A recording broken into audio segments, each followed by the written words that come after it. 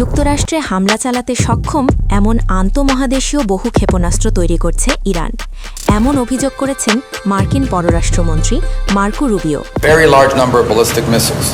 ইরানের ভান্ডারে বিপুল পরিমাণ ballistic missile রয়েছে, বিশেষ করে স্বল্প ও মাঝারি পাল্লার ক্ষেপণাস্ত্র, যেগুলো খুবই ভয়ঙ্কর ইরানের আশেপাশে থাকা মার্কিন ঘাঁটিগুলোর জন্য।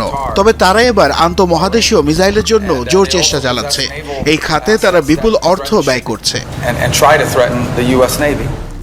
একই সাথে এ খাতে তেহরান বিপুল পরিমাণ অর্থ ব্যয় করছে বলেও দাবি করেন তিনি। সাম্প্রতিক সময়ে দুই দেশের মধ্যে উত্তেজনা কমিয়ে আনতে চলমান আলোচনা সত্ত্বেও নিজেদের ক্ষেপণাস্ত্র প্রকল্পের পরিধি ইরান এতটুকু কমায়নি বলে আরও জানান তিনি। এদিকে ইরানের সমরাস্ত্র কার্যক্রমের উপর আরও কড়াকড়ি আরোপ করেছে যুক্তরাষ্ট্র। ইরানের বহুল আলোচিত সিজিল ক্ষেপণাস্ত্রটি সাপের ফনার আকৃতি নিয়ে দ্রুতগতিতে লক্ষ্যের দিকে এগিয়ে চলছে মিসাইল, যা মধ্যপ্রাচ্যে অবস্থিত মার্কিন ঘাঁটিগুলোর জন্য গুরুতর হুমকি হিসেবে বিবেচিত। মার্কিন প্রেসিডেন্টের স্টেট অব দ্য ইউনিয়নের ভাষণের পর আবারও আলোচনায় ইরানের আন্তঃমহাদেশীয় ক্ষেপণাস্ত্র। ভাষণে ইরানের মিসাইল প্রকল্প নিয়ে সমালোচনা করেন ট্রাম্প।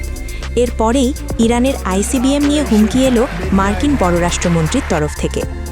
ইরানের ভান্ডারে বিপুল পরিমাণ ব্যালিস্টিক মিসাইল রয়েছে, বিশেষ করে স্বল্প ও মাঝারি পাল্লার ক্ষেপণাস্ত্র, যেগুলো খুবই ভয়ঙ্কর ইরানের আশেপাশে থাকা মার্কিন ঘাঁটিগুলোর জন্য। তবে তেহরান এবার আন্তঃমহাদেশীয় মিসাইলের জন্য জোর চেষ্টা চালাচ্ছে। এই খাতে তারা বিপুল অর্থ ব্যয় করছে। মার্কো রুবিওর এমন মন্তব্যের পরপরই ইরানের সমরাস্ত্র প্রযুক্তির উপর আরও কড়াকড়ি আরোপ করে যুক্তরাষ্ট্র। ইসরায়েল ও মার্কিন গোয়েন্দা সূত্র বলছে, বর্তমানে ইরানের কাছে রয়েছে প্রায় ২,০০০ ব্যালিস্টিক ক্ষেপণাস্ত্র। ধারণা করা হচ্ছে ২ বছরের মধ্যে যা পৌঁছাবে ৮,০০০-এ।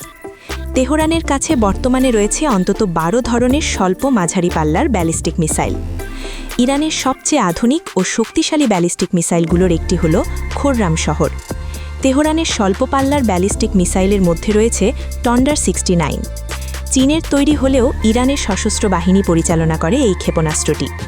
এছাড়াও দেশটির সমরাস্ত্র ভাণ্ডারে রয়েছে জেরিকো, লোরা সহ নানা পাল্লার ক্ষেপণাস্ত্র। বিশ্লেষকদের মতে, ইরানের এই ক্রমবর্ধমান সামরিক সক্ষমতা মধ্যপ্রাচ্যের ভূ রাজনৈতিক পরিস্থিতিকে আরও জটিল করে তুলছে।